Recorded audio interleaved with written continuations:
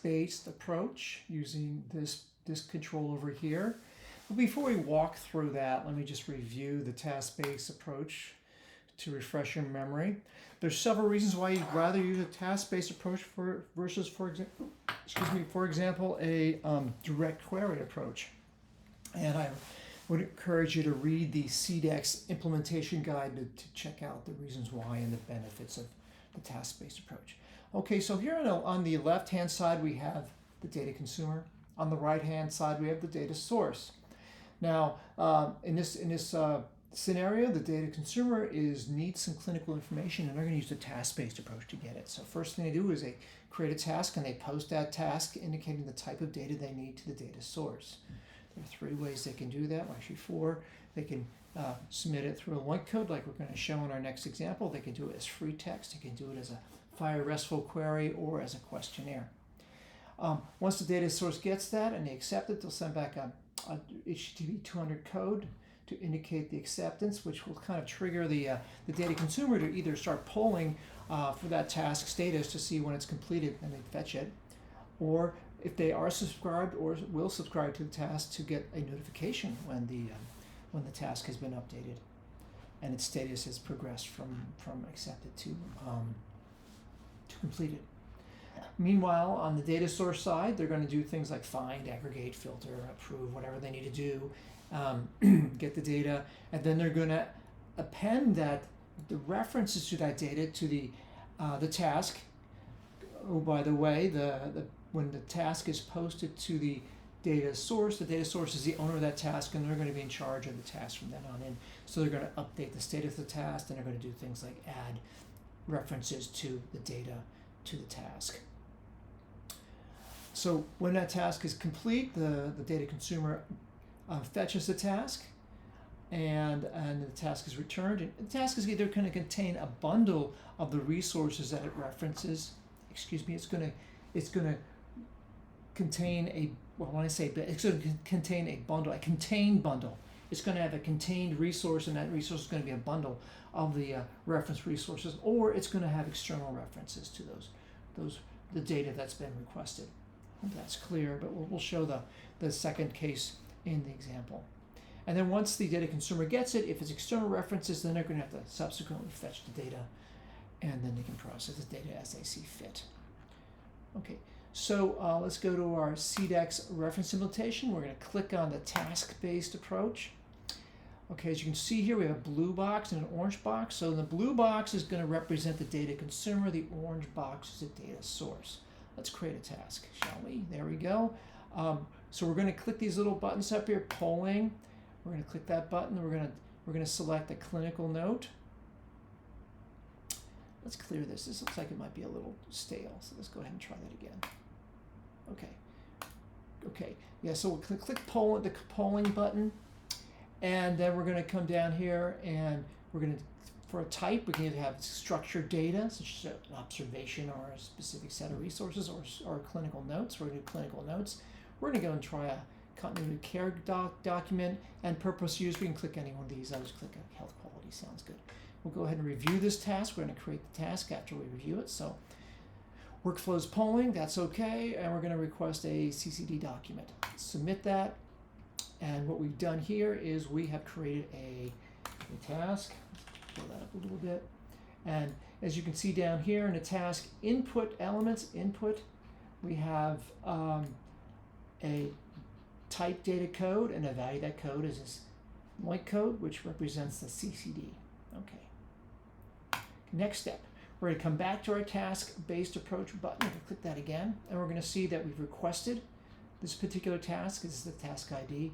And down here on the data consumer side, they have the status requested. And down here on the data source side, they now have the task, and the task is now in their hands, and they'll update the task. So the first thing they're going to do is going to acknowledge it or change the status of the task. And if we go up here and we either come out of this, we can either refresh this or refresh it.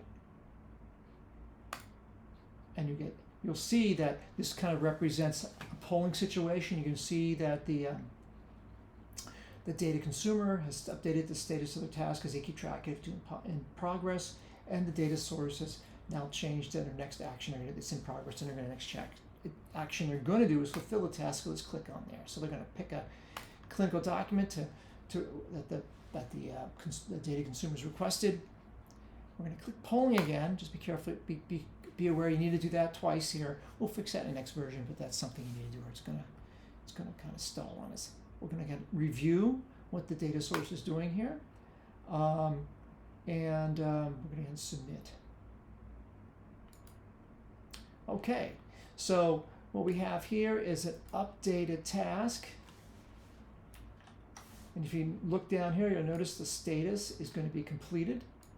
And if you go all the way to the bottom, we still have the input parameters, what the data consumer requested was this particular LOINCO, which represents a CCD document, continuity of care document. And down here in the output, we have a data value, and that's going to be a reference to a document reference 3057. So we'll save that. And okay, so let's go back and see if the data consumer's situation is updated, and it is. You can see it's completed. So when that situation is completed on a data consumer side, and they're polling for this, then they can go and fetch the task. And so they fetch the task here. This represents the task that they fetched. And we'll take a look at this real quick. We'll go ahead and save it. Click on there. We'll find it, and we'll go ahead and display what they've found here. There we go. Make that a little bigger so you can see it. Okay, so here's what the data source is fetched, and as again you can see it's a task. I guess you can't see that; it's a little above the screen there. But this is a task. Take my word for it. We come down here. This is actually, by the way, this is the next XML. Not my favorite, but that's what we got here. We'll update that in a future version. And if you go all the way to the bottom again, we'll see we have an output type, and here's a document reference right there. I mentioned before that we also describe having the reference value bundle that's actually a search bundle that's actually contained up top within the resource. In this case, we're doing an external reference. So we'll go ahead and save that. I'll come back to our CDex, our reference implementation. We can use a direct query interaction. Actually, to do that, we'll go to the custom scenario part, and we'll put this in as a search parameter. Just so you know, this is actually a read interaction. We did that way. We're going to do it like a search. We'll just change it to this. So instead of being a read, and now it is a search parameter. So we have underbar ID equals that resource ID. We'll go ahead and click direct query request, and there we go. We now fetched the information we're looking for.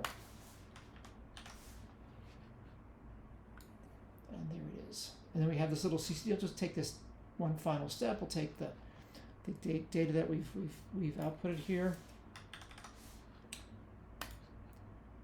We'll go ahead and find all this stuff, and we'll go ahead and we'll take this, see what we got here. This is a base 64 encoded